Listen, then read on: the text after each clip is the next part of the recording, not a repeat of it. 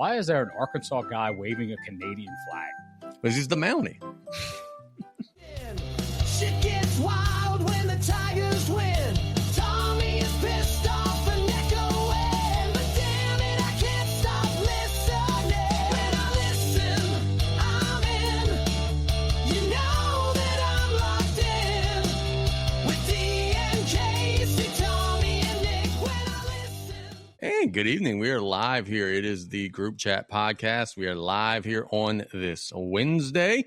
Casey Gisclair here with Nick Hebert to my right, Damien St. Pierre to my left. Hope everybody's having a wonderful evening so far. We'll be talking about some topics in the world of sports. We'll be covering the College World Series. We got rapid fire response questions, all that and more. We'll be doing all of our usual stuff like we do on these Wednesdays, having a whole bunch of fun and cutting up. But first, boys, before we get rolling, how y'all doing today? How's the day? Today was pretty solid. Got a chance to catch up on a lot of stuff and got a big blown up day tomorrow. We've got some different topics and everything that we've got to cover in the world of sports. We're going to attempt to get Justin Verdin on at some point to talk about Cage Warrior Championships 37 Saturday night in Houma. It's a good number. I agree. Yes, indeed. They've got Joe Borkowski, who's going to be taking on Nick Gay from Houston, Texas. Should be a good fight. But the real question that I got for Justin, and Damien and I were talking about this before we got on the air, the hell is a tag team submission match in MMA? I'm extremely interested to ask him about that. That's on the card Saturday. And I know this, and I've been to several of these Cage Warrior Championship events. First class, the fights are going to be good. The production's going to be good. There's not going to be any downtime, anything like that. It's going to be a good event. That's at the Houma Civic Center on Saturday night, Cage Warrior Championships 37. Yeah, so that was the first thing that jumped off the advertisement whenever I started looking into it, whenever Justin and I started talking about possibly getting them on, and a tag team MMA match. I don't know how that works. That sounds like the crazy Russian stuff that you see on I've seen pro MMA fighters or amateur MMA fighters against 3 women at the same time, like things like that. But to have actual MMA dudes that are knowledgeable and know what they're doing in a tag team match, that'd be pretty. Can you like interfere if your teammate's getting submitted? Can you run across and just like kick the guy? Like, is it As long as the referee's not looking, I'm game. Yeah, so they raise up the arm. 1, 2, and then before the third one, you just clobber the. Okay, yeah, I'm game. I'm curious to see what it looks like for sure. That'll be this weekend. That should be a whole lot of fun. I know that they usually have a lot of fights on their card. Looking at the poster, it's no different this time. They got a bunch of different people that are going to be competing. Doors will open at 5:30. The fight start at 6:30. That's Cage Warrior Championships 37 this weekend out there in Houma, Louisiana at the Houma Civic Center. You guys know this. You guys both were in the boxing promotion game. If you could get to hosting your 37th, you're doing something right. So the fact that there have been 36 of these in the past tell you that Justin and his crew know what they're doing. I remember going to his fights at the East Houma Bingo or Town Hall, or I believe it was called, right out the tunnel. And then this event is at the Houma Terrebonne Civic Center, which I think it's called the Barry Beauvalin Center or something along those lines. Something like that. Huge facility, top facility in our area, probably biggest, nicest place. And I'm sure it's not cheap. Obviously, he's investing back into what the folks are giving him. 100%. Look, I know a lot of people are wondering about LSU baseball and are going to be watching us while watching LSU baseball. That game starts in 20 minutes. The big question from the LSU perspective is, who is Jay Johnson going to throw? We know Kate Anderson is available maybe for an inning or two after throwing Saturday. We know that Anthony Ianson is available for maybe 3 or 4 innings after throwing 40 pitches on Monday. But we also know that they have 2 games to win 1. So if they don't throw either of them today, they could probably piggyback them both tomorrow and get a full 9 innings worth of them. So LSU is going to throw Zach Cowan today to start the game. And he is going to be out there, I'm sure, as long as he's effective. Cowan is stretched out. He's a former starter. He started last year at Wofford. Was LSU's closer for a lot of the season, was really, really good. But then down the stretch, he got hit pretty hard. So he has not been good lately, but he was real good early. Arkansas will be throwing Landon Bidelsish. I don't know how to say that. Whatever this name is, there's a lefty, 4.92 ERA, 4-0 in the season. Opponents hit .263 against him. The one number that stands out, he's allowed 14 home runs in 56 2/3 innings. So both teams a little limited in the pitching. LSU's got 2 shots to win 1. And boys, I really think just kind of give a little spoiler alert here. I think that LSU is going to start out with Cowan. If Cowan is good and you get to the 4th, 5th inning and you're up or it's tied, then it's like, all right, Einstein, all right, Evans, get the spikes on, let's go. But if Cowan is not good and you're losing 3 or 4 to 1 or you're struggling, then it's like, all right, we're going to throw our JV and we're going to save things for tomorrow. I really think that how LSU handles this is going to be based on how the first 3 or 4 innings of the game go. That makes me so nervous because I really just want to get Arkansas out of here. Yep. Watching them play yesterday, they're a good baseball team. Yep. So is LSU, and it's going to be a freaking battle. LSU's always had really good luck, had some late game heroics historically over the past 20 years. I hope exactly what you're saying goes the opposite way. And obviously we get up early and take care of business, but you got to have that glimmer of hope knowing what we've done in the past and made some magic happen in those later innings. Just believe in your team. They got you this far. You're hot right now. You got some players that were in sort of a slump and they're back. They're cranking home runs, but Arkansas is dangerous. You can't count them out. And we just got to win 1 out of 2. The last thing you want to do, Nick, is leave the game tonight with Arkansas feeling like they're on cloud 9 and have them just beat the out of you. You want to let them know that you're still here. Now, Jay Johnson changed his lineup up a little bit, and he's been doing this. He's got Curiel leading off tonight against a lefty. That's something that they haven't been doing. Hernandez hitting cleanup tonight against a lefty. Pearson will be playing right field. Pearson has been the guy who's been leading off against lefties.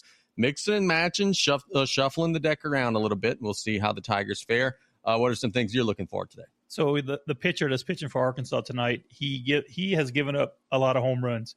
In fact, looking at the stats of the team, he has given up twice as many home runs of anybody else on their staff. And that lineup's got some pop. Look for LSU to hit a couple homers tonight. And I think that might be the difference. That one little thing, giving up home runs, not a good thing to do to LSU because we get runs in bunches. The one thing that stands out, y'all, is there was a little rain in Omaha last night. It didn't affect any of the games, but there was a rain band that came through overnight. The wind has now shifted. It has been blowing in the whole tournament. It is now blowing out. So that'll be a situation where, look, Arkansas got some heavy hitters too now. They got a bunch of dudes with 15, 20 home runs. LSU too. I think what you just said there, Nick, whichever team keeps the ball in the park today could be the team that walks away with this thing. Now, one thing that worth mentioning, Arkansas is favored to win the game today. I get all that. LSU has beaten them 3 out of 4 now during the season. So Tigers have some winning history, got a little good juju. Arkansas has never beaten LSU in the College World Series, which I hate that stat. It's been recited so many times. I hate that stat. But they are 0-6 against LSU in the College World Series. Knock on Livy, Nick. Ain't nothing wrong with knocking on Livy. We have plans when the new NCAA comes out, which is right around the corner, July 10th, 2025, to maybe start a group chat dynasty league. Maybe it'll be just us with our immediate partners, Gyro and Murder, whatever. Maybe we will even grow it and invite some others in. Tommy's convinced it's going to fail immediately. I think we could carry this. I think we can make this work one way or another. One thing we're looking to do either way is incorporate some form of video game stuff like I mentioned last night. Log me in here, put the PlayStation 5 on and say, just so you ain't getting out of here till you run a kickback for a touchdown. That would be good content. I would be losing my mind in here. We're going to do and incorporate some video game stuff. We all play, so why not bring some of that stuff to the fold? And we might even be bringing a group chat dynasty. And if we do, when it's my turn to play Damien or when it's Tommy's turn to play Murder, that would be the real grudge match. We'll just go ahead and broadcast some of those games. I will even do play-by-play on some of those games. We go ahead and turn the volume down. I will do play-by-play on some of those games. First day it comes out, or first week it comes out, we set up Murder versus Tommy. You commentate, and I'll have the edit button ready. Look, they say I'm Michael Cole. I could go ahead and do like a wrestling style thing there. That would be wonderful. This game is cross-platform too, so Xbox, PlayStation, no matter what you got, you can play with us. That's legit. I didn't realize that. So you're a PlayStation guy, correct? Yeah. I'm PlayStation guy. Victor in the next room at the house is an Xbox guy. He wants in bad on this little league. Come on. Okay. Bondo's a PlayStation guy. Tommy's problem was, bro, after about 7 weeks, it always ends. Okay, well, we agree with that. We have a podcast to shame whoever's holding up the league or quitting the league, or it's going to be me. So Yeah, no, I don't think so. We have a platform to shame the person that's holding up the league. Hey, so talking about games, during my lunch break today, I went download Golf Plus on the Oculus. Yeah, pretty good. It's real intuitive, right? And my first hole, I think I shot a 14. Ooh, it's interesting. Gyro shot made a birdie, but no one was there to see it. I ended up making 2 pars after that and just kind of played through 9. And then Erin jumped on, and her first hole was a 26. So it really improved my score. What's the rule for 8 on a hole? Snowman. Yeah. That's a real thing. For instance, Jaden Daniels has said many times that between his junior and senior season, LSU bought some software where it was VR, where he put this helmet on, and he could be in the practice facility reading defenses through VR. And he said openly, like, hey, everybody thinks that, like, I just got more comfortable between the 2 years, but this software is the reason why I'm kicking ass. I learned how to read defenses by playing this video game. I'm so interested to see, I don't know, 5, 10, 15, 20 years from now, what we're going to be doing on these games, bro. If you really think about it, okay, in the 90s, which was 30 years ago now, which is crazy to think that was 30 years ago, but we were playing 8-bit Mario, and now we're playing these zombie games that look realistic. We're putting on VR, and the alien is right next to us. Like, 30 years from now, what is it going to be? And I remember playing NBA Live 96. Man, the graphics could never get better than this. This looks so real. And if we looked back at NBA Live 96 right now, it looks like Lego figures that are on it looks terrible. There's nothing funnier than Rick Smits in NBA Live 95. He looks like a box. Everybody looks like a Roblox characters.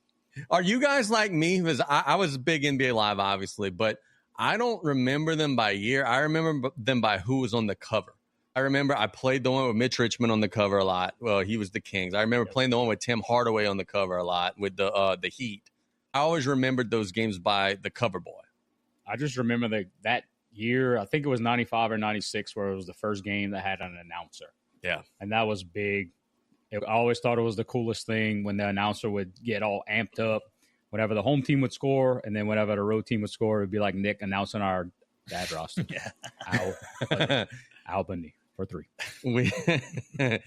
I think I brought this up to you guys on this platform before. On the NBA Live thing, I think everybody was the same way. I don't think I'm unique to this.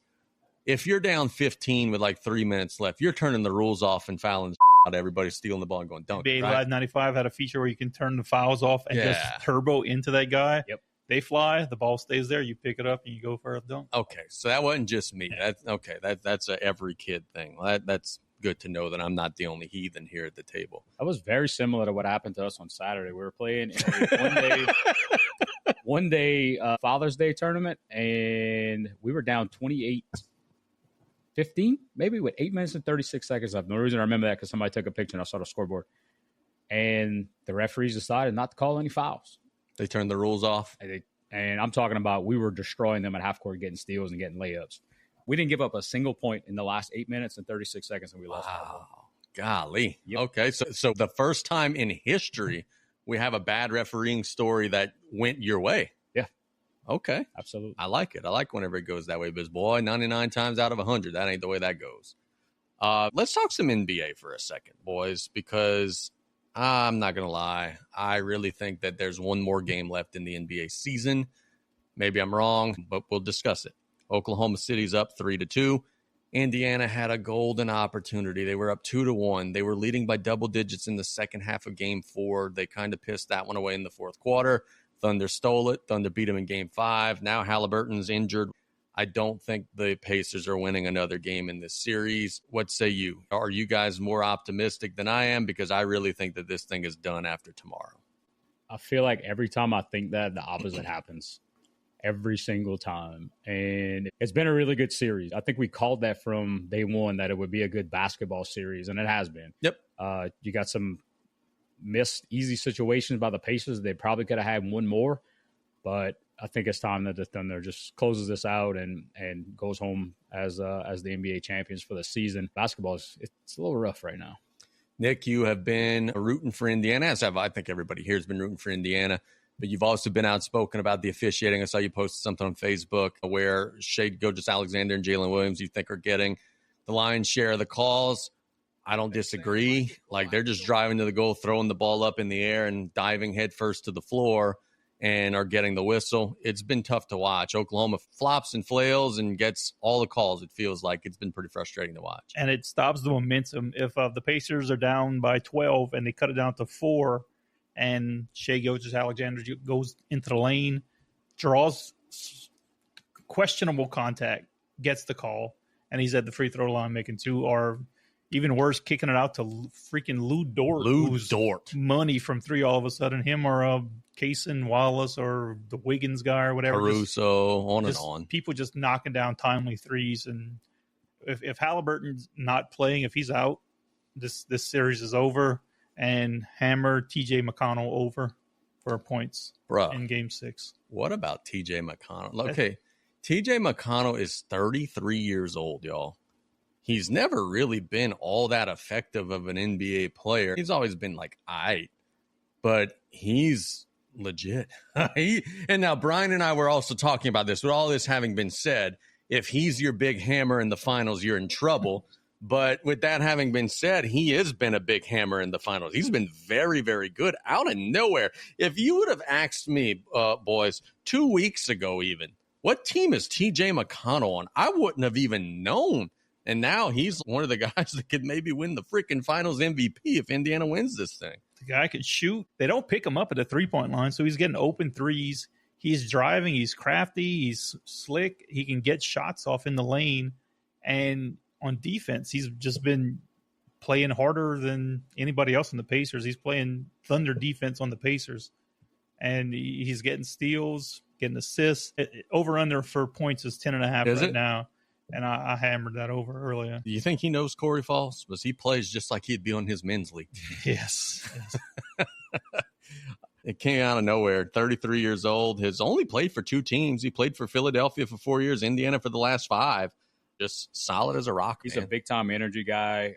I think as a coach, those are the kind of guys you want to almost limit their minutes a little bit because he plays so hard that you just want to make sure that he's able to play at that level the entire duration that he's in the game. So maybe limit his minutes a little bit, and then you'll get some more production. Y'all are the basketball coaches. I just kind of make lineups and try to motivate people and clap weird. Tell me about this. Where's the line got to be drawn, I guess, for Halliburton, where he said after the game, hey, if I could walk, I'm going to play. But the problem with that is he wasn't any good in the last game, and he might have even set them back. I get it. He's probably your most recognizable guy, probably your leader or whatever it may be.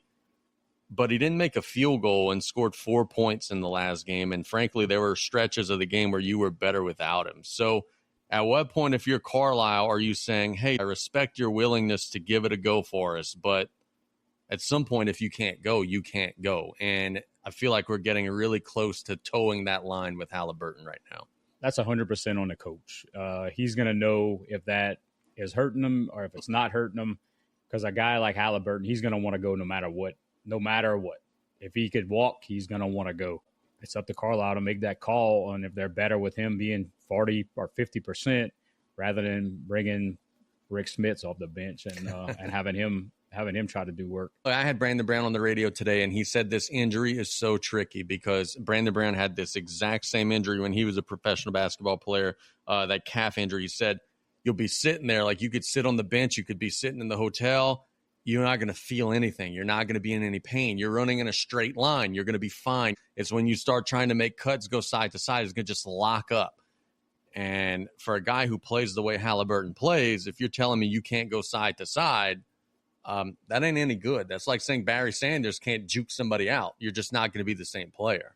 He's been completely ineffective for the last 2 games. And if it's because of that, there's a good chance that somebody on the bench is going to contribute better than he has been. And you might as well just play that other guy. Yeah. So we'll keep our eyes on that. Game 6 will be tomorrow in Indiana. Las Vegas is saying the Thunder are going to put a bow on this. They're a 6.5-point favorite on the road. The over-under is 221.5. Nick has already said take McConnell over 10.5. Man, I kind of like the under in some of this because I think that these games in Indiana, the teams have struggled a little bit to score the ball. But it should be a fun matchup. And hopefully, either way, no matter who wins it, I'm rooting for Indiana. We're all rooting for Indiana. We do get a good finish. The last thing that we want is a 35-point blowout or anything like that to end the NBA season. Hopefully we get a good, dramatic finish for sure. That I think the way that they've been playing, it's almost deserved to have a final game where they're letting everything hang out and it means something and not go home with a 40-point win or loss, whatever that would be. Let's talk about this really quick. I really think the NBA's got some issues, y'all. There's only one team that has salary cap space this offseason in the entire NBA.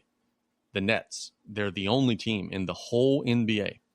But there are players like James Harden, Kyrie Irving, Julius Randle, Fred VanVleet, Miles Turner, Josh Giddey, Kuminga with the Warriors, and on, who are free agents at the end of the year. So the way it works in the NBA, for those of you who are just casual NBA fans, you could exceed the salary cap to re-sign your own player.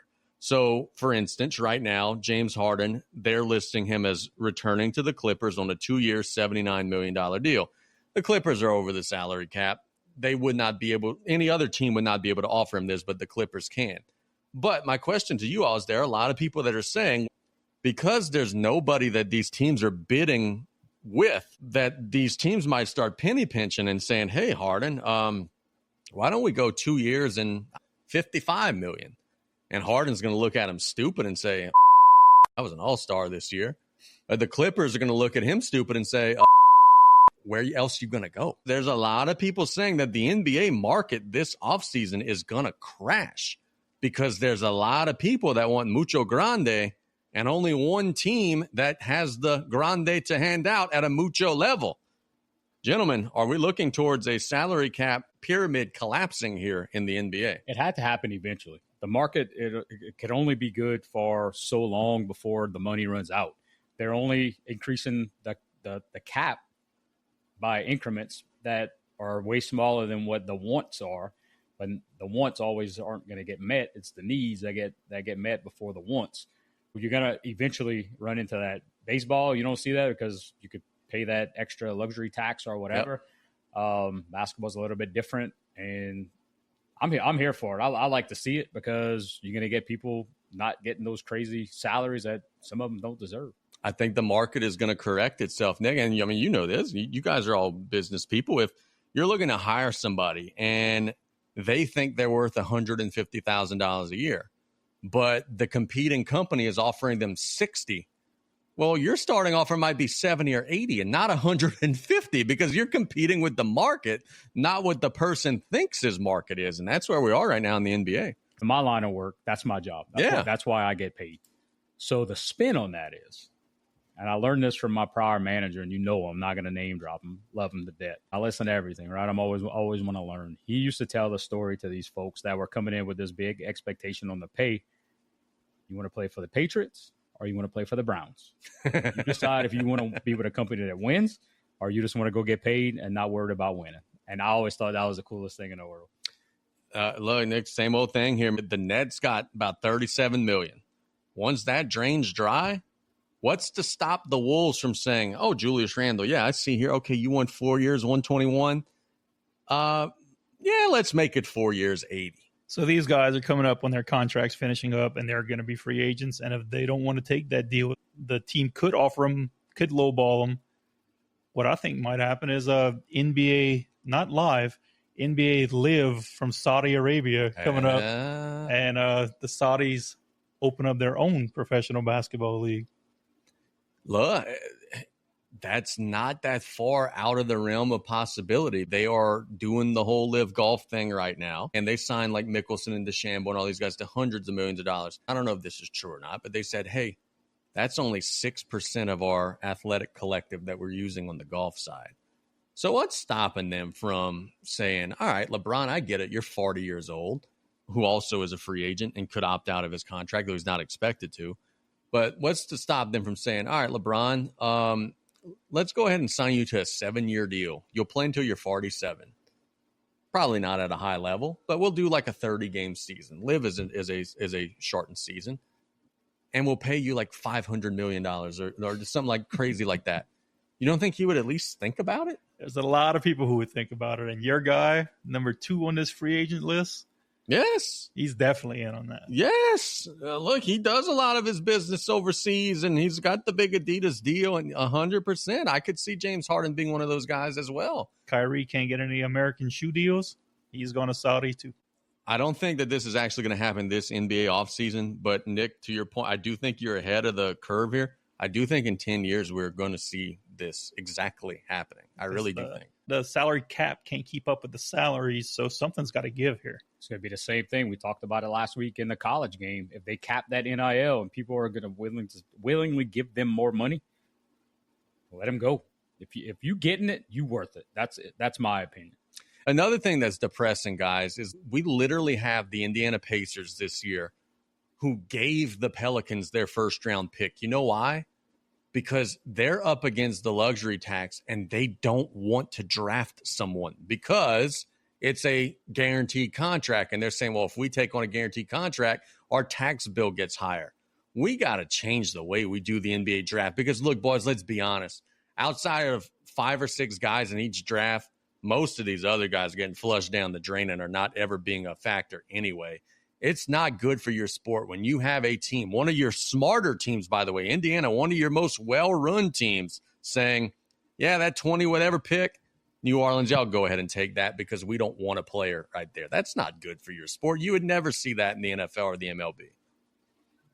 The Pelicans, what they picked this year at 9, yeah, they're going to be picking. You're almost looking at nobody at that point. The college game is a little bit different. Kids don't, I say kids, they're kids to me, but they don't develop as much as they used to with the one and done. So you got to take on that role. You got to take on that contract, develop them in 3 years or whatever that rookie deal is, 5 years, and probably lose them at some point if they get really good, if you don't want to pay them. Well, the Lakers today were sold for $10 billion. And then, oh, yeah, Jeannie Buss, who's running the team right now, still gets to run the team. So how about that deal? All right.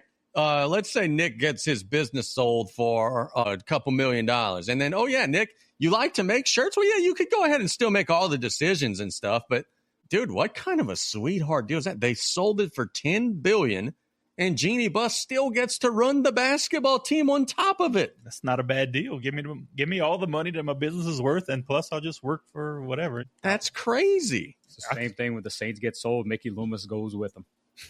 Dude, you got to guarantee him a spot for the rest of his life. That you ain't lying, no doubt about that. And then the last thing to kind of put a bow in this conversation is that was the one thing that was so depressing to me was I was thinking about this when I was reading, okay, only the Nets have salary cap space. So that means that the Pelicans are over the cap and are still as bad as they are right now. That's just depressing, the situation that they're in right now. We're going to go ahead and get Justin Verdin on the line and to promote and talk about his event coming up in Houma. Cage Warrior Championships 37 at the Houma Civic Center this weekend on Saturday. Doors open at 5:30. The fight starts at 6:30. We'll get Justin squared up. Looks like you guys have another solid card, and look, to be able to do 36 of these and the audience still wants more, you guys got to know what you're doing, man. Tell us about what we should expect this weekend. Been doing this for a very long time, and going on 20 years promoting different kind of fights. So what I do on these CWC cards, I mix it up, and I give you a little list of jiu-jitsu matches. I do kid matches, boxing matches, and kickboxing matches. I mix it up, true mixed martial art event. So and we got a lot of good cards, kids in there. We got adults. It's a really nice card, and of course the main events. Joseph Barkowski. Find a tough guy from Texas with Nicholas Gay. This could be a solid card, man. I got a bunch of little young ones on the card. I got a girl fights, 2 girls from Texas coming down to fight here in Houma, Louisiana. That's really, really cool. And look, man, I got to tell you, the boys and I have been talking about this since we got live. And I got to ask you right out the gate, what in the heck is a tag team submission match? You had us at that one. What we looking at there, brother? It was a tag team grappling match that people said, let's do a tag team. They was all talking about it. I was like, all right. So we tried it. I was against it for a little while. So let me do it one time for people. And we did. So it's a grappling match where 2 people go up against each other, and they could tag that partner at any time, and that partner could jump on their back at any time or any position. Justin, I know you're a pro wrestling guy, man. If the referee's not looking, can you like hold on for more leverage? How does that work? You can get away with it, I'm guessing. The referee does watch, but they could get away with it probably. It's 1 5-minute round, and whoever gets the most submissions in that 5-minute round, a 6-minute round, wins the match. Do the guys stay in the ring? I doubt you going in and out of the cage. They stay in the ring. They stay in one corner, and they got to be touching the wall to get tagged in that corner. They can't leave the corner. Your partner got to bring them to you to tag them in.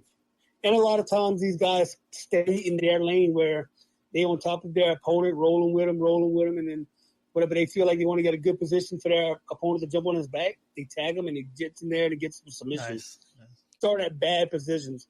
And man, look, let me tell you this. I was against it till I heard the crowd loving it and everybody's asking for more and more and more. So what I did was, after that started, I did a tag team grappling match, and I gave them a $500 prize, and they won 2 championship belts. And the 2 people that won the championship belts is the one that's competing in this one. Okay. So they could be kind of defending their title against 2 tough guys out of Roman Pinzoladas. I think he's in out of Baton Rouge, some tough jiu-jitsu school. So it'll be nice. I've been to some of these events cage side. I've been to some of these events in the bleachers. There's not a bad seat in the Houma Civic Center. This is the perfect venue to host a fight like this, is it not? Yeah, every seat is great. So no matter where you're at, some people just like to sit up closer to the VIP sections on the tables. They get those, or they sit in the bleachers and just hang out up there. All good. And then we have big screen TVs where you get to watch the instant replays on the live streams. You get a good view no matter where you at. If somebody wants to get tickets to the show, what do they got to do between now and Saturday? So they can go to inyourface.us and that's the website. They can order the tickets then. They can come to Extreme Mixed Martial Arts and Fitness, and they can call 873-2582. It's 985-873-2582 for tickets for more information if they need any. Or they can get them up at the door. They will have tickets at the door. It's a big venue. You're not going to sell out of that. Where do you guys find some of these fighters? I know some of it is local talent that's training here in the area, but you mentioned, you found some people in Texas and whatever it may be. How do you find these folks? And is it connections that you made with other promoters or other trainers? How do you guys find the fighters to fill out the card? And I have so many emails and text messages and calls from different people that are reaching out to me. I'm doing it for going on 20 years. So I end up getting a lot of contacts with different gyms. And different promoters too that we have a good affiliations with, that we help each other out. I've had contacts with people for 20 years. That's how we know so many different people. I fly the girls in to fight on our cards anytime. I had somebody coming from Philadelphia, Pennsylvania, but she got hurt, so we lost that match. And she was flying in, but the Houma likes female fights, so I'll make it happen for them. I know I've seen you at some of these fights before, and I've jokingly asked you, say, hey, man, do you miss it? And you say, yeah, I do miss it a little bit. But then you say the next day after, I don't miss it. So tell me about that, brother. It will always be that way. I hope that could change. I would. There's nothing that can motivate me to want to put the work in and get in super good shape again. I really would like to, but I'm good, man. I got a lot of young students that I would be selfish for if I started trying to make my way back in there. Yeah. We want to tease your brain a little bit later about the current boxing scene and what's happening there, because I know true you're a boxing guy. You mentioned 20 years in the sport. Tell us a little bit about your journey. I know we mentioned earlier before you came on about some of your first fights at the town hall in Houma, and now you're putting on fights at the Houma Terrebonne Civic Center. Just take us through that little journey and how cool that is to be able to put on a fight in a big venue compared to, where you started. Man, it's huge. Starting out from doing the East Houma Bingo Hall. I'm talking that little bitty things to doing all this from day one, costing me thousands of dollars every event, losing money on these events. Just to show to people that it's not about money for me, because I lose money on these boxing events or any kind of MMA fights, whatever. I love this stuff, so that's why I do it. And to build this up with locally and to get people to want to watch this stuff, it's amazing, man. Along those same lines, Justin, given your boxing, love and passion, what does it do for you when you have a guy like Jonathan Guidry, who's like a top 10 heavyweight in the world, struggling to find a money fight, but YouTubers are finding fights and making millions and millions of dollars? Like, that's the sport has changed so much, and I don't know how I feel about it. So you know more about this. I'm going to ask you, how do you feel about it? I don't know how to feel about that because I want my guys to do that, and we the YouTubers are doing it, and so it's not no real talent. People these days is not watching real talent. They just love fights. They're not watching the true art of boxing. It's I don't like it. But, what you gonna do? You can't. We need to try to figure out something for us to get to that level. Where we could be making millions of dollars and off of YouTube. We gotta get some YouTube content. Hey, you guys been with me for the longest time, man. Like, since I started with this, y'all was involved in being this with me. It's like, so this is not just something that I built up. It's all what we built up and what we got going on in South Louisiana, Stepping out a little bit from South Louisiana, there's been an influx lately over the past maybe 8 months, probably since the Jake Paul-Mike Tyson fight. You got Oliver McCall at 60 years old fighting. You got Manny Pacquiao coming back at 46 years old.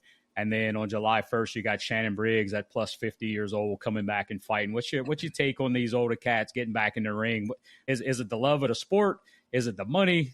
Yeah, I would think it is for the love of the money, but I feel like it's the love of the sport. Like you wanting to do it. Some of these guys maybe needed money, because they still got a name to try to sell tickets. I guess when you love the sport so much, you might not want to you can't quit. What was that? Manny Pacquiao's Hall of Fame ceremony. And that was one thing that he announced. He said he's not here for the money. He was here because he loves the sports and he got bored and he really missed boxing. He really wanted to do it again. And that's why he's back in there in July. Justin, tell us a little bit about your main event. Obviously, we got a professional fight, Joe Borkowski against Nick Gay. What do you know about each guy, and why should fans want to see that fight? Nicholas Gay's a tough opponent. He fought on some big cards out of Houston, Texas, with a great team. He started on a losing streak, but he's a tough opponent.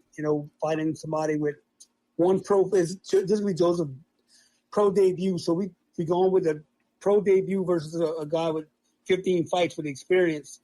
And that's like a great matchup to watch. You never know what side's going to be happening. In MMA, you never know what happens in MMA.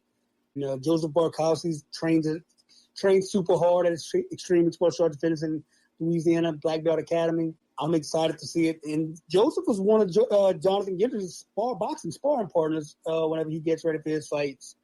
So it's going to be a good one. And I know you got something in the vault, man. I know you never stay stagnant. What's coming up for you on the promoting game? And it's kind of crazy for me to say that I have nothing at all. What's next for me? I have nothing going on. I need a venue. I don't know where I want to do one at yet, or I might just take a break to the new year because next year, man, that's making me 20 years promoting fights. Hey, now. When I started my LLC, it's gonna be 20 years next year. Hey, now. So, that's awesome, man. I'm feeling like I'm going to just take the rest of the year off, maybe. I tell myself that, but, man, I love this so much, and they got people calling me, when's the next fight? And I said, I'm trying to figure stuff out. So I got fallback plans. I like to bet a good bit, Justin, and my money's on you having something before the end of the year. Yeah. I wouldn't bet against it either. A hot prospect out of down the bayou, somebody you've been involved with for forever. At least known about him and had some sparring with him and had him in your gym. I know now you have him in your gym a good bit. Talk to us about Victor Hernandez and where you think he's at now and what you think is his next move. He's at the point where he's ready for the big fight. There's nothing more for him to keep doing. He needs to take that next step. And I told Christy that the other day, this is time for him to move on, man. He needs the big fight now. You can't just let him keep sitting back and fight on these local cards to get him this big fight. He got the skills. But his power for 125 pounder, and he hit so hard. That's not usual. What's cool about Victor, man? He's not silver spoon fed type of person. He's worked for everything in his life, and he knows he knows that does not come easy. So anything that he has an opportunity to take advantage of, he's definitely going to do that. I would say since he was like 14 years old, he's been in and out of boxing. I think we caught him 14, I think we caught him at 12 from the point, man. yeah. That's why it was around that age, and he stayed with it off and on, and came a long ways, right? He came a long ways. He bounced around, goes, he's around the right people right now. I think that being around the right people is leading him to the right directions for sure. Justin, give us a couple names, maybe who to look for in the MMA world. Not necessarily that's fighting on your card Saturday, but just locally that we need to keep an eye on. Same side on the boxing. Who we need to watch out for. Who we need to listen and pay attention to. Man, like I said, Joe Barkowski is one of my top guys right now. For the local person. One more time before we let you go, how did they get tickets, brother? But you can go to InYourFace.us. You go to Extreme Mixed Martial Arts and Fitness. You can get them at the door. You can call 985-873-2582 for tickets. You got some kids on the card. Let's talk about that. You got Julian, I'm not sure what that last name is, against Parker Bankston. I can't say his last name. What is going on? Is this a MMA fight? It's going to be a striking match. It's a striking match we call where it's just they wear headgear and street boxing. Is this guys from your gym? This guy is from our gym. That the kid he's competing against is a kid coming from Kurt Hollabaugh's gym in Amit, I think they're from. But yeah, it's gonna be a good little boxing match. I like to mix things up. So Julian's one of those kids. He's a pretty good boxer. He's a Canelo guy, but he's pretty good, and he's to put on a show for people for sure. That's awesome. And I also have a little 14-year-old girl that's gonna step up and fight an older girl. I think a 17-year-old, just so she can have a fight. Other team coming from Texas to have somebody. So that's gonna be two little striking matches we're gonna have from them, and then we have some grappling jiu-jitsu matches coming out of Next Generation in Thibodeau. Yeah, it's coming in with some good some little kids. He's going to do some demonstrations and do a little grappling match for everybody. And of course, they got two of the people that trained there and here that's going to be doing a tag team grappling match also.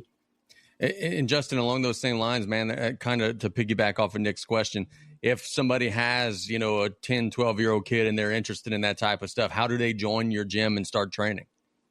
They can call in, make an appointment, come join in. And eventually, if this is something they would want to do these kind of things, they're welcome to come and try out our classes and see how it is. They don't have to compete. Our school is not all about competing, but if you do, then we'll step it up for you. Good deal. Nick, you got a kid jiu-jitsu, right? Yeah, I got a couple kids in jiu-jitsu and I Team see that. Man, you should have talked to me, bro. I gotta put them in there. When you were saying you got kids on the card, I was like, man, I got a couple guys that we can get booked. I know, bro. You gotta tell you, I gotta talk to them. And they'll go against each other if we need to. They fight that hard. I would love to put you boys in there. Eventually, we'll get that done. Yeah, absolutely. That'd be great. Hey, give us a rundown of South Terrebonne girls basketball. Yeah. Man, we gonna be all right again next year. I think I have one daughter that graduated, so I got one left. And I was watching them over the summer. I think they gonna be pretty decent again. I think they're gonna be a lot better than last year for sure. They got a lot of young ones. One more thing, Damien, cut off. You sent a boxing shows? You ain't playing on anything? You trying to put me on the spot? Man, I got to tell you, Mustang Mike's been talking to me, man, and we close. So I'm gonna need an opponent. Oh, let's do this. But I'm not losing. I'm in, man. Oh yeah, all good. I don't take L. You can be the bad guy. It's all good. You can be the bad guy and win. Look, man, you catch me outside of basketball months. I'm game, but inside of basketball months, it's tough for me. But I always got the itch, man. Like you said, for the love of the game and just it's in your blood. And I was never brave enough to step in the ring, but I did a lot of business with a lot of good folks and got a lot of good friendships and relationships out of it. And never say never, right? That's right. Never say never, man. That'd be cool. 100%. Hey, look, man, thanks so much for the time. Take care of yourself, all right? Yes, sir. Thank you. Thanks, Justin. Yep. We appreciate Justin Verdin for his time, doing a good job promoting his event. We learned what the tag team match was all about. That sounds like it's going to be a whole lot of fun. And, man, look, there's going to be some striking, some grappling, the MMA, amateur, professional. Like, there's going to be a whole lot for everybody. That's going to be a whole lot of fun. Like we said earlier in the show, if you've hosted 36 of this and they haven't run you out of town yet, you're doing it right. So the fact that they're on event number 37 and they just keep getting better and better, it's going to be an awesome event. He does a good job. It's tough to make those fights. At a time, right when I stopped going to college, quote unquote, that I was still paying for, or that my grandparents were still paying for. So that's what I was doing, making fights. And it's coveted to have a person that has that old school Rolodex of numbers and contacts to be able to make that happen. That's the hardest thing. If you put on the right fights and you put on some entertaining stuff, people will follow you. They start to develop the trust in you, and it makes it a lot easier. And he's been doing that for a long time. He mentioned his growth. Look, this guy has done fights in the parking lot of the brick house in the back, and he's cut his teeth the right way. He's come up the right way, and it's cool to see him succeed. I'm very intrigued by this tag team submission match. If that goes over well, you got to step it up. Like, when do we get 5-on-5 full contact MMA match? Survivor Series. They have to go to Germany. I'm telling you, yeah. I think it's Russia, but like Same you see thing. these clips online, and it's like, wow, that is insane. That's the next logical step from the 2-on-2 submission match. Book Victor and Silas as a tag team. Oh, someone's turning on somebody else. They can't work together. I was just say, somebody's turning on somebody in that Victor's tag definitely team. turning on Silas at some point. They got video boards there. They're doing interviews. They really stepped it up, too, over there with their MMA production. They do a wonderful job. That's going to be an awesome event. Yeah, he's got, I believe, pay-per-views as well that they sell. And from what he says, they do tremendously well on that. He always puts on a show. Justin's not a flashy guy. He's they're down to buy a guy, a Houma down to buy a, not a big ego, but he's always wanted a big show. And he's always done a good job of bringing that. I remember one of the coolest fight experiences locally. He fought Ricky Foss for the Louisiana State Light Heavyweight Championship. And Justin came down here and stayed here for like a month and trained with Kennedy McKinney. He was ready to go. And awesome entrance. It was at the Houma Terrebonne Civic Center, and it was like this grudge match. Him and Ricky didn't get along at the time. Justin was pummeling this guy, and Ricky Foss is an MMA guy, and he's against the ropes in the corner, pretty much fighting for his life, and he throws a freaking knee at Justin. And it ended up being a DQ. Boys, I don't know if you guys saw this, but when we were talking about Victor, I just went on BoxRec. We got breaking news about our guy. What we got? In El Paso in October, Victor's getting his big fight. He's fighting Alberto Paradis, 14-0. 10-rounder. October 11, 10-round fight. Victor's fighting a 14-0 competitor with 12 knockouts from Colombia. Well, that's going to be the biggest fight of his career to date. He is still listed as being on the card in Nashville in August. I would imagine that's probably going to be another get me a win, polish up before the big fight in October, but sure looking like he's getting his big step up in class. That's awesome. That's what we've been talking about. That's what he needed for his career right now. Justin mentioned the same thing that we've been harping on. Credit to him, credit to his team. The data says he's got a 78% chance to win, 8% chance to knock out. How long of a trip is El Paso? That's like 9 hours. El Paso's almost in Mexico. It is a long way away, all the way on the Arizona side of Texas. So that's a flight. Yeah, that would be a flight for sure. I don't have a real ID yet. We got some time. And that's not basketball season. That's going to be a whole lot of fun. Now I'm anxious to see if he keeps that obligation in Nashville on August the 2nd, who the opponent's going to be, all that good stuff. And correct me if I'm wrong. It feels like that's going to be tune-up fight. Then, hey, let's go get it in October. Yeah, that's a stay busy fight. Just quickly glancing at, is it Alberto? Alberto Del Rio? That's what it looks like. 28 years old, so he's not an older gentleman. He's been beating the out of everybody he's been fighting. Winning record. It's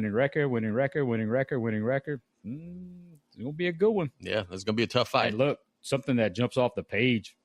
He's fought as high as 147 pounds in 2022. So that's just 3 years, and then he's gone down since, which that makes it even a little bit more interesting. Go get him, Victor. Go make that money, man. That'd be a big fight and really catapult himself. And that would be one if he could get a win there. If he could get a knockout there, then it's time to go and really start challenging. Top 100 guy. Victor's currently ranked 81, and Paredes is 99. According to the data, it's a pretty even matchup. We're going to have to get Victor on before that and break that all down. Let's talk a little bit about the world of golf before we get to our rapid-fire response. The U.S. Open was this past weekend. And we have J.J. Spaun, who wins the championship after just a crazy bad start to his round on Sunday. Now, Spaun was the wire-to-wire winner. He led it after the first round. He held on, and he won it on Sunday. We talked a little bit about this before the event. Oakmont was going to be a challenge. My God, was it ever. We also had a little bit of a concern of after the rain, what was it going to look like? Sometimes golf courses get easier whenever the rain comes. That's not the way that worked. Oakmont got more difficult after the rains came. James Schilling, who's a former college golfer, said he played it from the forward tees without tournament rough. And he said after 8 holes, I was so miserable. I wanted to go home and just end my vacation. James Schilling told me this. He said anybody with a handicap, I think he said under 18, wouldn't even be able to break 200 at Oakmont. And that was the thing that I took away, is that so many of these golfers just looked miserable. They look normal. There's not a whole lot of joy going on there. There was not a whole lot of having fun going on there. The golf course beat out of those guys this weekend. They actually look like normal, average, everyday golfers, and it was enlightening to see. I tuned in for about 10 minutes, and it looked like it was us out there on the golf course. This can't be the real professional thing I'm watching, right? I went down to Golden Meadow on Father's Day. That was Sunday afternoon. With the rain delay, it was really late. The tournament was still going on, so I asked my grandfather, "Hey, you mind watching golf for a second?" And he's like, "These are the best in the world." I said, "See that guy with the vest on? That is the best golfer in the entire world right now, and he is not doing anything." It's entertaining to watch, and credit to J.J. Spaun. I don't remember what hole it was, but he hit one of the worst shots I've ever seen, and I've seen myself shoot. He hit the pin, and it rolled back probably 50 yards. And for that not to completely ruin him, and him just to come back and be aggressive and get on a roll like he was on and nail that 65-foot putt. That was ridiculous. I listened to a podcast today with him on, and I learned way, way too much about J.J. Spaun. They were talking about the read on the green and that Horvat could have been a before and chipped it, and he would not have got that read on the green that he got. Interesting story. J.J. Spaun's mom was a golfer, and her doctor let her play up until she was 8 months pregnant. So he credits that to his golf swing. And at 5 years old, he got hit by a car while he was skateboarding, and that led him to playing golf. I didn't know any of that stuff. That's crazy. He's also a diabetic. That I didn't know. They mentioned that. Now, what the craziest part of that is we got golfers on the course that are just melting. But we got McIntyre, who was in the house, who shot a 68. No one watched his round, so he might have shot a 90, but he said he shot a 68. And he's sitting in the house 1 over par. So we had a dude who was anchored. Hey, I'm 1 over. You got to beat 1 over. And Spaun and Hovland and Hatton and Ortiz, these guys were all like the wheels were shaking. Sam Burns, the wheels fell off. More about that in just a second. So for him to be able to step up through that is very, very, very impressive. And like you said, to make that 60-something footer, dude, whenever I saw where his second shot landed, I'm thinking to myself, this has 3 puttons written all over it. We are going to be watching a playoff. They had already said the playoff would have been on Monday. They weren't even going to attempt to do it on Sunday. This is going to be McIntyre versus Spaun on Monday. But nope, he lined it up. And fortunately for him, it hit the hole, because if not for that, it would have rolled 10, 12 feet by. But he nailed it. Putt of a lifetime, and it was a $4.3 million putt on his behalf. He was absolutely locked in. And again, to stay locked in after a terrible shot that is just a 1 in a million type of chance, he deserves it. That was his first major, and it may be his last, but he literally weathered the storm and got it done. That's one of the best locked-in performances that you've seen for quite a while. What's something that aggravated me? Announcers get under my skin. Not you, Casey. Thank you. Just These guys. Appreciate that. These Junior. guys that speaking to the mic, Sparky. John Rahm's the leader in the clubhouse. I don't know how many times I heard that. Dude sitting at +4. It might have looked good, but they were still saying it when folks were still at +1 or even. Yeah. Oh, John Rahm, he's waiting in the clubhouse. He may take this. No, he's not. Get off of John Rahm. Dude's a freaking bag of shit. I don't like John Rahm. I like John Rahm, but I'm with you. They were blowing it overboard, his chances to potentially win the event. That was not ever the case. You were mentioning Sam Burns on Friday, and he was rolling. Take us down that journey, that collapse that he had. I believe it was on 16. He got screwed, dude. He did. I was talking about this with the Nichols golf coach, James Schilling, Monday. It was the 15th hole, and Burns was in the middle of the fairway. The ball was resting in water. And the rule is if you're not in like a lake and the ball's in a spot where there's not supposed to be water, you get relief. The rules official said, nope. So he challenged, got another rules official, said, nope, you got to play it from the water. I've seen the photos and the videos. His ball was in water. I think what ultimately ended up happening, Damien, was the rules officials just knew, hey, we're running out of time. We don't have time to deal with this. Just suck it up and play. But if I'm Sam Burns, suck it up and play cost me a chance to win the United States Open. That was not ideal for old Sam. That was tough. And I get it. The fairways were wet and the course was muddy and everything. He literally was hitting a shot from the fairway out of a water puddle, and it caused him to hit it wayward, and he made a double bogey. And then after that, just mentally collapsed. So you got a second ruling from a second official. Yep. Do you think those folks are on the horn with each other saying, hey, look, I already made this call. Let's not overturn this and just screw this guy that's going home? Probably so. And I really think that ultimately, if this were a situation where if this were at 4 o'clock in the afternoon, like it should have been without the rain delay, and we had more time to figure it out, I think they would have figured out where to put Sam Burns' golf ball. But again, when it's 6:30 and we've got like 30, 40 minutes left of daylight, it's just like, all right, dude, come on, man. Like, let's finish the round. But again, finishing the round for Sam Burns cost him a chance potentially at winning the United States Open. I didn't realize how mental golf is. When he shot that, you could see the water. It looked like somebody was splashing in a pool. And whenever he shot that shot, he got more water than ball. And after that, I don't even know if they went back to him. He was shooting so bad. Yeah, the rest of the round was an absolute train wreck from there on. So hopefully he'll get back in that spot in the near future. Look, Burns has been a hot commodity. He's been playing some good golf. So hopefully he'll learn from that. And we see often in the sport, guys have failures and different issues or whatever. And maybe he'll be able to get back to that spot in the very near future. We got one more major championship this season. That'll be the Open Championship. This is what I love about the sport of golf. We had Oakmont for the U.S. Open. It was a bear, 7,800 yards, 300-yard par 3. And then now we're going to the Open, which is going to be coming up.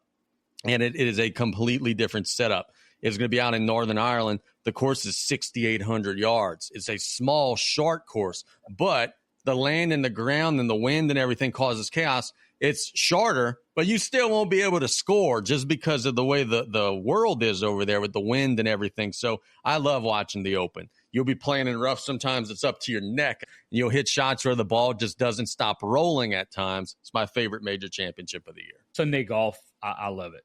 No matter who's in it. And I always like seeing these newcomers, and like McIntyre this week. I had no clue who that guy was. And you told me he went to McNeese. I had no clue. Yep. Just seeing some of these guys that are competing with some of the big names and just making their name. I think that's pretty neat that, if it's your 4 days, it's your 4 days. And you don't have to be as good as those guys for 365 days out the year. You just got to be good for 4 of those 365. Yeah, so can't wait for that. And we look forward to the Open Championship, and I can't wait to see where the world of golf spins around from here. Damien, you are the guy for these rapid-fire response questions, sir. Take them away. These are going to be sort of who would do something first, or who would be that person that does that. Amongst us, right? Yeah, and look, Okay. Tommy is eligible to be answered. I know he can't cry back and forth with us, but I did create some of these questions. Rapid-fire response questions. Rapid fire. We got 10 of these. Who would be the first to get kicked out of a youth sports game for arguing with an official? Oh, I mean, is there any doubt? Yes, there's a couple at this panel. I've seen somebody get ejected before the sun was up at a biddy event once before. It's Nick. I'm 100% Nick. Nick's the only person. I'm about 60, 55, 45. Me and Damien. Okay, I'm with that. But you're the only one that's ever gotten to a physical altercation with them. I mean, yeah. Well, whatever. That's the 10%. But I mean, you shut up sometimes, Mm-hmm. and I'm not capable of shutting up when in situations like that. So yeah, it's probably me. Can I tell you guys, like, as much as I talk, I'm very cerebral about when I do it. I've never gotten a technical foul before, ever. Jeff Trosclair in the chat says Damien. Jeff, if you were on this panel, I'd pick you. You've been throwing out more gems than me. To be fair, I feel like Tommy could get under the skin of an umpire, but because here's the thing. We're all trolls here, right? But Tommy's like going to come at you from this lawyer, intellectual, like, hey, I'm smarter than you level. And I could see where that would piss off a referee. I could see where he could get under somebody's skin. Yes.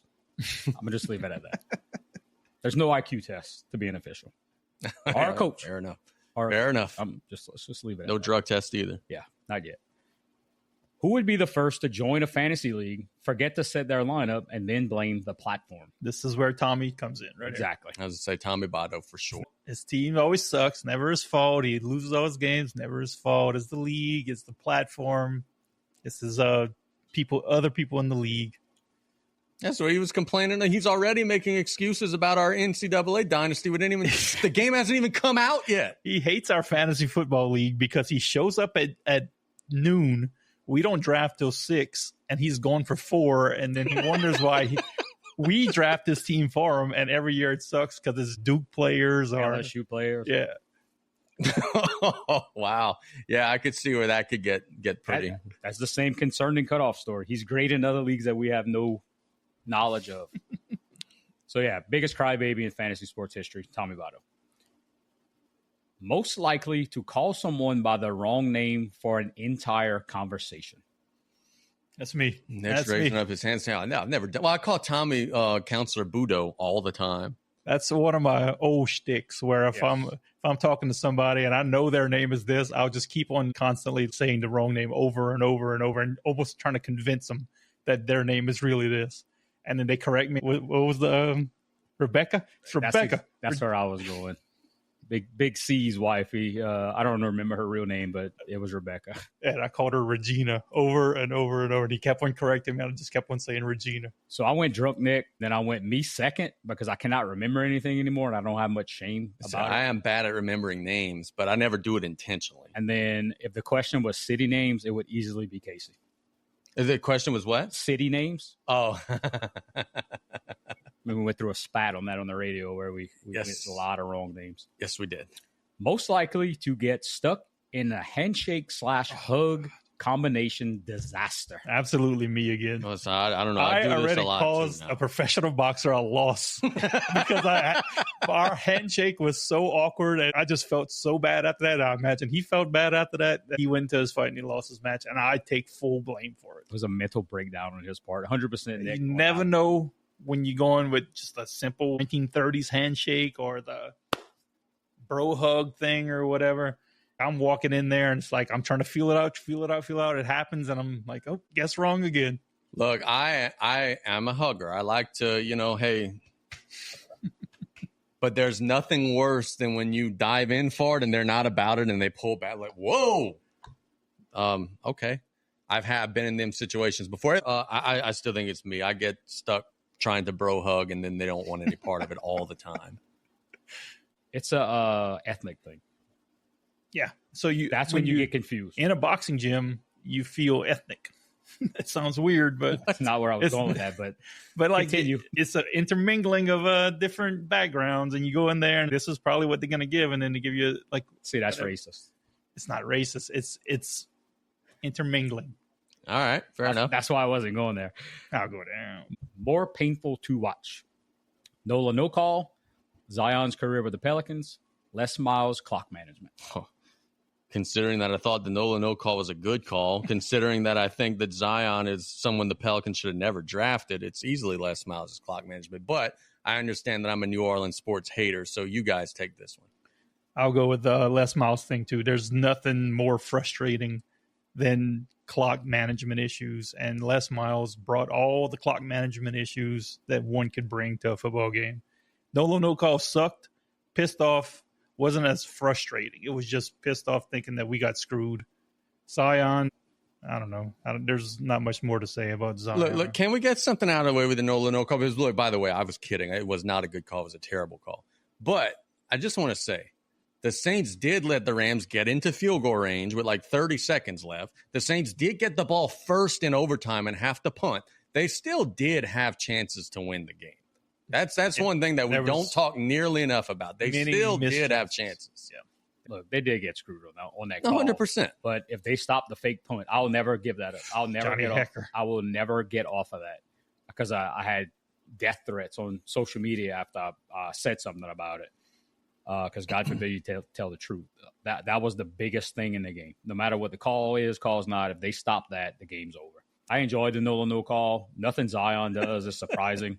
Les Miles actually found new ways to jack up clock management. So it's Les Miles. And him standing there and shoot on grass while all this is happening, I'm losing my mind. Dude, call a timeout. Spike the ball, something. It's really not that hard. Oh, we did spike the ball once with no time left. What is the last sports jersey you bought? It was a good question. James Harden, Brooklyn Nets. Still rock that? No. It's retired. I don't buy jerseys for myself, but I do buy a lot of jerseys for Victor and Silas and Nico and Luca. And it was probably an Ohtani Dodgers button down. Ain't nothing wrong with that. Last jersey I bought was a Michael Jordan number 45 Barons jersey. I love that. That's legit. Or what's the kick returner for the Saints? Michael Lewis. No, your boy. Courtney Roby. The dude that got hurt last year, the receiver. Shaheed? Yeah, Rashid Shaheed. I got a Rashid Shaheed jersey for Victor and a Shador Sanders jersey for Victor. It's probably the dude I hate on the Saints the least. Hey, speaking of Shador Sanders, got this ticket going 100 miles an hour today. Good start. Yeah, it's a good start to his career. I know where his draft stock just dropped again. Alive or dead. Ed Ogeron, he's in Houma tonight. Same. That's exactly who I was going. That's wow. Swept the three of us all agree on that. We swept with Les Miles. We swept with Coach O. What's your walk-up song if you play college baseball? Thunderstruck, probably. That gets me going every time. Thunderstruck. I was going to say Pink Pony Club, but I think I'm going to go with Under Pressure by Queen. Under Pressure. Caroline and Kim, listen to that freaking song. Kennedy. Yeah, that's what I meant. Caroline and Kennedy, not Kim. I'm not outing Kim. She got mad at me because I said she was a Swiftie. She's not a Swiftie, apparently. So Kim's not? Yeah, let's redact that. Come on. So my go-to is Tupac, Hit 'Em Up. Lots of foul language, but that, along with the DX theme, is my whole 18 playlist. Break it down. You got to get amped up for 18.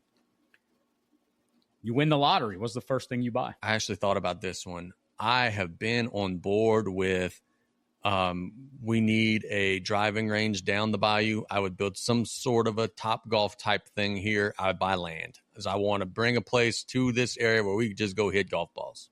We're in kind of the later stages of adding on to our house because we got so many damn kids we had to add on to our house. So finish all that up as fast as possible. We still got some kitchen stuff that Claire wants to do. Maybe a new podcast studio would be pretty awesome. That's on my list. I feel like I wouldn't go buy anything stupid because I feel like I'm just not at that point in my life. But I would definitely build a 6-court basketball facility. Oh, yeah. With a full TV, radio, podcast studio attached. Ooh. What kind of lottery we winning here? No, I like that. I went big. Like, I'm thinking the lottery is $1 billion now. $1 Louisiana lottery. Not where like you get like a hot sauce Jeep or something like that. Or not like a $5 hot sauce Jeep? What? You don't know nothing about the hot sauce truck? No, I don't know nothing about that. That was a big. Didn't somebody from down here? Yeah. I remember seeing that hot sauce truck up and down the bayou. All I know is a chicken car, dude.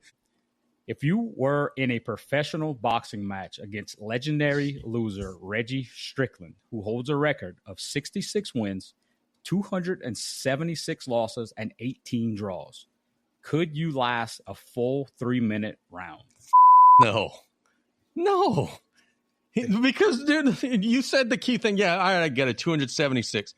He did beat 66 people. That's where I was going to. I ain't lasting 3 rounds with that. No, 1 round. 1 3-minute round. Okay, well, either way, I'm not lasting 3 minutes with this dude. 3 minutes is an eternity in a boxing match. Let's think this through. I'm doing this the whole time, and the referee's going to stop it. So I think I could get out or at least reach the halfway mark of the round. So if it's a 3 knockdown rule in effect, you take a knee immediately. This was the Boham Asim. That's 10 seconds, right? In reality, it's probably 30 seconds. So you take the knee as soon as you come up within striking distance. That's 30 seconds. You got 2 more. You be a little strategic in that, and you may get through that first minute. About 10 years ago, I'd say possibly, but 3 minutes is an eternity. This guy's beaten 66 dudes better than any of us. I don't think so. The more important question is, could Reggie Strickland hit Bruce Lee in the face? Oh, absolutely not. Yeah, see, that's where it gets dicey. I know that's an impossible feat. What's up? Let's do this. We didn't unveil our cameo for the week. Oh, we did. Oh, and it's a good one too. I've been made privy to this. This was the fastest cameo response ever. According to Cameo, it's 21 hours it took this gentleman to do this. I have been made privy to this. This is good. Nick, you might want to pay attention. Yes, you might want to pay attention. Gentlemen of the Group Chat Podcast, it's the Drama King here. And look, I hear there's a fun little segment on your show called Nick Famous Little. Can't even use your grown people, right? I assume you're grown adults. Can't even use little. Like, come on, man. What the fuck is this? No rules. Change them in the middle of the game. Look, if there's anybody who knows about gimmicks, it's me, but a whole gimmicked wheel that's always there. If it's always gimmicked, then it's never gimmicked. You freaking morons. Knock it off, start using the proper consonants, and only use the gimmick wheel when the gimmick is called for. Drama King out. My guy. Sounded like Stevie Richards. Could get a. Oh, I know who that is. Do you? This dude was legit. Yeah. One of the coolest tag teams in quite some time. So the tirade on Nick's little game was none other than former WWE superstar Aiden English, who was part of one of the coolest tag teams. The Vaudevillains. They were awesome. I hated them, but that entrance was freaking awesome. What does he say? If you always use the gimmick, you never should use I don't know what he said. It was funny as hell. If you always use the gimmick, it's not a gimmick. Yeah, there you go. He was the singer, right? Him are the partner. Oh, yeah. Man, that was good stuff. We got people shouting us out we're paying them to shout us out. We got people shouting us out left and right. That's what's up. That was $17 with tax. Ain't nothing wrong with that. Thanks to everybody for listening to our podcast today. Hope everybody has a wonderful rest of the week. We will be back next Wednesday for Nick Bear to my right, Damien St. Pierre to my left. This is Casey Gisclair signing off. Thanks so much for listening to the Group Chat Podcast. Pro tip, do not get an Android and do not get in the group chat with somebody that has an Android. Don't make a podcast with somebody who has an Android. It's a mistake that we made.